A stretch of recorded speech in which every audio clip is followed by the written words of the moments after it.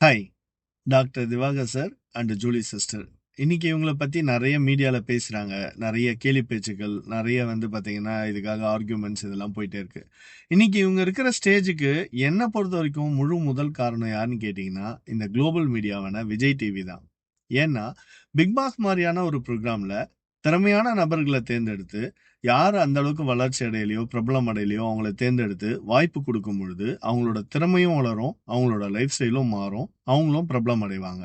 அப்பேற்பட்ட புரோகிராம்ல ஜல்லிக்கட்டுல பார்ட்டிசிபேட் பண்ணாங்க அப்படின்ற ஒரே காரணத்துக்காக ஜூலி சிஸ்டருக்கும், இன்ஸ்டாகிராம்ல ரீல் போட்டாரு, யூடியூப் சேனல்ஸ்ல பேட்டி குடுத்தாங்கன்றதுக்காக திவாகர் சாருக்கும் வாய்ப்பு குடுத்ததோட விளைவு, இன்னைக்கு இந்த மாரி நம்ம நெறைய அவங்கள பத்தி பேச வேண்டியது இருக்கு. பிக் பாஸ் மாரியான புரோகிராம்ல மக்களே அவங்களுடைய செய்கையெல்லாம் பார்த்து எலிமினேட் பண்ணி அனுப்புன பிறகும், விஜய் டிவி என்ன பண்றாங்க, அவங்களோட ஃபர்தர் அப்கமிங் புரோகிராம்ஸ்ல ஏதாவது ஃபன் ஆக்டிவிட்டி புரோகிராம்ல அவங்களுக்கு மறுபடியும் மறுபடியும் சான்ஸ் குடுக்குறாங்க பிகாஸ் ஆஃப் டிஆர்பி. அப்ப அது எவ்வளோ பெரிய தப்பு? சமுதாய பொறுப்புணர்வுன்றது மீடியாக்கு இன்னைக்கு இருக்கிற காலகட்டத்துல ரொம்ப முக்கியமானது. அந்த விதத்துல விஜய் டிவில எல்லா புரோகிராம்லயுமே மேக்ஸிமம் டபுள் மீனிங் கன்டென்ட்டும், ஃப்ளர்ட் பண்ற மாரியான ஆக்டிவிட்டியும் தான் நெறைய இருக்கு. இப்போ மாகாப்பா பார்த்தீங்கன்னா, திவாகர் சார் மேல ஒரு கம்ப்ளைண்ட் சொல்லியிருந்தாரு.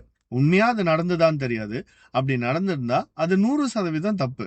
பட் அதுக்கெல்லாம் லீடிங்கா நீங்க பண்ற இந்த ஃப்ளர்ட் பண்ற ஆக்டிவிட்டி, டபுள் மீனிங் கன்டென்ட் இதெல்லாமும் ஒரு பேசிக் காரணம்னு நான் சொல்றேன். இப்போ விஜய் டிவில இருந்து வெளில வந்த பிறகு ஜூலி சிஸ்டர் எடுத்துக்கோங்க.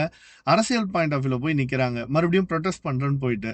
ஆனா, எந்த கட்சி சார்ந்து நிக்கிறாங்களோ, அவங்களே வாங்குன காசுக்கு மேல பெர்ஃபார்ம் பண்றாங்கன்னு கிண்டல் பண்ணுவாங்க கண்டிப்பா.